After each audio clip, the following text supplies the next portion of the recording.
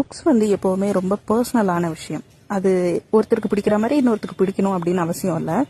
ஆனால் ஓவராலாக ஒரு புக்கை வந்து பயங்கரமாக ஹைப் பண்ணி இது வந்து பயங்கர ஒரு கிரேட் ரீட் அப்படின்னு சொன்ன ஒரு 2 புக்கு வந்து எனக்கு இதை போய் எப்படி இந்த மாதிரி சொல்கிறாங்க அப்படின்னு பயங்கர சந்தேகம் வந்துருச்சு. சொல்லப்போனால் அந்த புக் ரீடிங் அந்த ரெக்கமெண்ட் பண்ணுற ஆட்கள் வந்து எந்த பேசிஸில் வந்து இதை ரெக்கமெண்ட் பண்ணுறாங்க அப்படின்னு எனக்கு தோண ஆரம்பிச்சிச்சு. ஏன்னா அந்த 2 புக்ஸுமே வந்து சொன்ன அளவுக்கு அவ்வளோ நல்ல புக்ஸும் கிடையாது, அவ்வளோ சிறப்பாகவும் அது வந்து எழுதப்படலை அப்படின்னு எனக்கு தோணுச்சு. அதில் ஃபர்ஸ்ட் புக்கு வந்து எஸ்ராவோட தேசாந்திரி, செகண்ட் புக்கு சுந்தர் ராமசாமியோட ஒரு புளிய மரத்தின் கதை. இந்த 2 புக்ஸுமே பெருசாக ஒரு அப்பீலிங்காக எனக்கு ஃபீல் ஆனதில்லை.